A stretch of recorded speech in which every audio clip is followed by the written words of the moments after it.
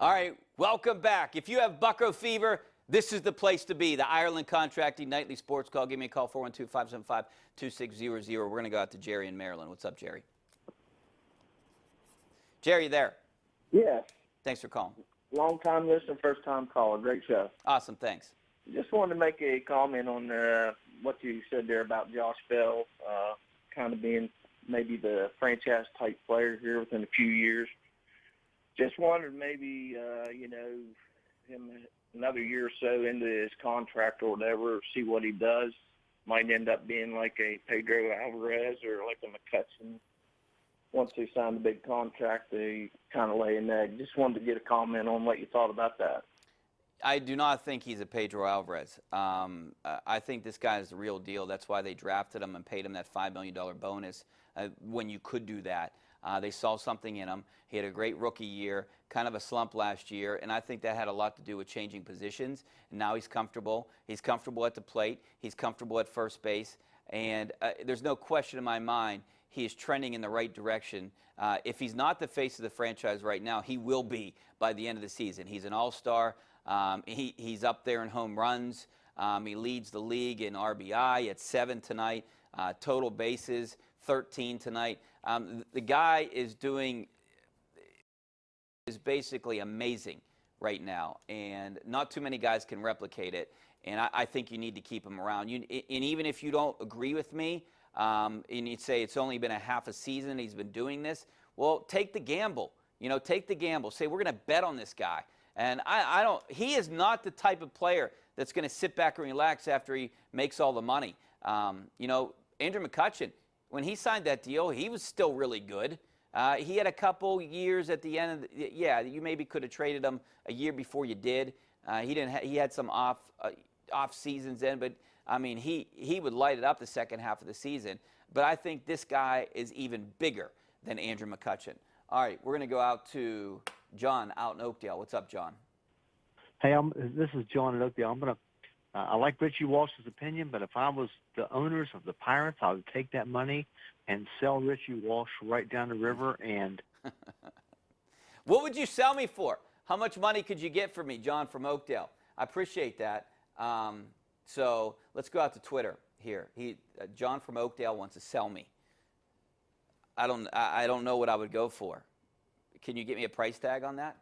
Let's go to, we got Nick on Twitter. He just tweeted me. They have control until about 2022. Yeah, they have a few more years of control with Josh Bell. Can't really base the contract off just this season, but he's 100% deserving of an extension. I think you can base it off of a half a season. They were high on him last year and during spring training. There isn't anything that I've seen that makes me think he's going to take a step back. He might go through some small slumps like he did in Milwaukee, but I think this guy is going to be, high 275 to 300 hitter. He's a guy that's potentially going to put up, 30 to 40 home runs a year, going to drive in a lot of runs. I think you need to do something to try to keep him around. I know I'm saying this a little early in the game, and maybe these extensions come at the end of the year. But if you want to win the fan base back, all of the fan base, you got to do things like this, like go out and keep Josh Bell around. All right, we're going to go out to Jim out in New Bethlehem. What's up, Jim? Jim, you there? Jim, your phone's breaking up. It's breaking up. Yeah, I appreciate it. Hey, try to call back, Jim. We're going to go out to Brad out in Punxsutawney. What's up, Brad? Hey, Richie, two things. One, prayers go out to the kid from the Angels that passed away today. It kind of punches you in the gut a little bit as far as... Yeah, such a sad story, 27. Reality. Yeah, that was an awful story. Just really sad.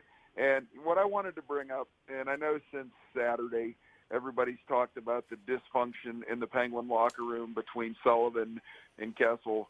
But from a person who's watched sports for many, many years, I'm glad that the Steelers, when Chuck Noll and Bradshaw couldn't hit it off, I'm glad they didn't dump Bradshaw. Yeah. When the Pistons, Chuck Daly and Dennis Rodman couldn't hit it off, they played through it. And Billy Martin and Reggie Jackson, it bothers me that we just peddled a guy a point a game for 4 years And again, you take Rust, you take Hornquist, and the new guy that they brought in. I would be willing to bet you at the end of this season, the three of them combined won't have the point production. Hey, you know what? You might be right. This is a very divisive topic. You know, there's the faction that's for Kessel and against. I think they needed to do it. I don't really think it was a dysfunctional locker room like a lot of people are making it out to be. I think it was a little blown out of proportion. But, only time will tell. We'll know in 6 months if it was a good deal or not. I got to take a break. Back in a couple minutes.